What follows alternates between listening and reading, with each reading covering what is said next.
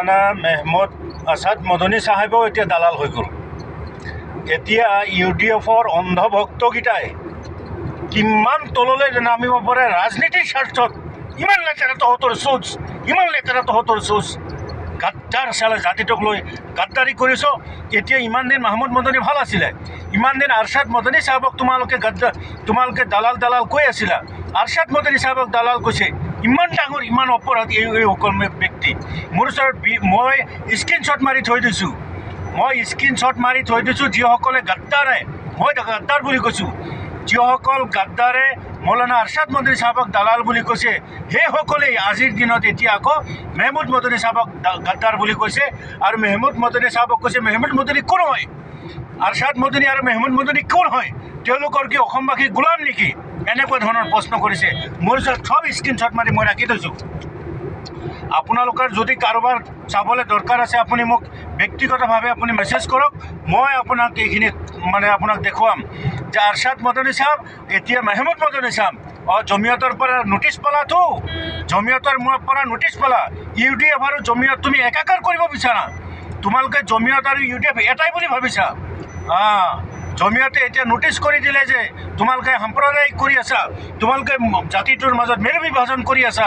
আৰু ইয়াকক কেন্দ্ৰ কৰি এতিয়া যেতিয়া গোটেই অসমত এক তুমুল বিতৰ্ক সৃষ্টি হৈছে, এতিয়া তোমালোকে খুব মিঠা তোমালোকে এতিয়া একদম গালি দিব বিচাৰিছা। এতিয়া মেহমুদ মদনীও দালাল হ'ল, আৰশ্বাদ মদনী আগৰ পৰা দালাল হৈছে, এতিয়া মেহমুদ মদনী চাহাবো এতিয়া দালাল হ'ল। আল্লাহ মাফ কৰক, আল্লাহ মাফ কৰক। ৰাজনীতি ইমান তললৈকে ৰাজনীতি কৰিব পাৰে এই UDFৰ অন্ধভক্তকেইটা, এইকেইটা জহন্নামে যাব।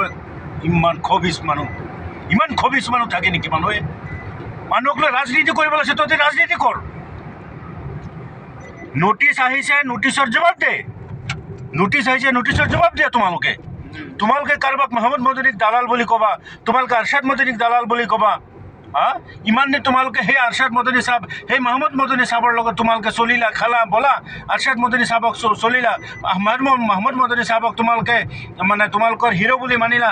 আৰু আজিৰ দিনত এটা কথা তোমালোকৰ লগত মত বিৰোধ হৈ গ'ল বুলি তোমালোকৰ এটা ভৰিৰ তলত পেলাই দিব বিচাৰিছা মাহমুদ মদনী চাহাবক এতিয়া ভৰিৰ তলত পেলাই দিব বিচাৰিছা। তোমালোকে আচলতে OIC অসমত আনি কি কৰিব বিচাৰিছিলা? গতিকে আমাৰ নিচিনা এলাপচাক তোমালোকে দালাল কৈছা, ফাল্টু কৈছা, যি কৈছা কৈ থাকা। আমি তাৰ গ্ৰহণ কৰি লৈছোঁ, আমি সেয়া মানি লৈছোঁ। কিন্তু মৌলানা মাহমুদ মদনী চাহাবক, মৌলানা আৰশ্বাদ মদনী চাহাবক তোমালোকে দালাল ক'বা, এনেধৰণৰ কটু মন্তব্য কৰিবা, এইখিনি আমি সহজভাৱে ল'ব পৰা নাই। অনাগত দিনত তোমালোকক যে সমাজে যেন তোমালোকক জোতা মাৰিব, এই কথাটো নিশ্চিত মনত ৰাখা। মই দালালসকলক কৈছোঁ, এই একাংশ ব্যক্তিয়ে যিসকল দালাল বুলি কৈছে মেহমুদ মদনী চাহাবক, আৰশ্বাদ মদনী চাহাবক, সেই দালালকেইটাৰ কাৰণেহে মই এই কথাখিনি কৈছোঁ। এইটো আকৌ মৌলানা বদৰুদ্দিন আজমল চাহাবে গাত পাতি নল'ব, এইখিনি কথা আকৌ বছিৰ কাছিমে গাত পাতি নল'ব। আপোনালোক সন্মানীয় ব্যক্তি, মোৰ শ্ৰদ্ধাৰ ব্যক্তি, মই আপোনালোকক সন্মান কৰিছোঁ, বিগত দিনত কৰিছোঁ আৰু অনাগত দিনতো কৰিম। কিন্তু আপোনাৰ ৰাজনীতিক হয়তো মই বিৰোধিতা কৰিছোঁ। মই আপোনাক ৰাজনৈতিকভাৱে মই মানি নলওঁ, কিন্তু আপুনি যে এজন আলিম হয়, হক্কানি আলিম হয়, ভাল আলিম হয়, মই সেয়া চেলুট দিছোঁ। গতিকে এইখিনি কথা সেই দালালসকলৰ কাৰণে ক'লোঁ, যি দালালকেইটাই UDFক আজিৰ দিনত UDFক বদনামী কৰি আছে। এইসকল আচলতে UDFৰ প্ৰেমী নহয়। UDFৰ প্ৰেমী হ'লে মৌলানা আৰশ্বাদ মদনী চাহাবক, মৌলানা মেহমুদ মদনী চাহাবক দালাল বুলি নক'লেহেঁতেন।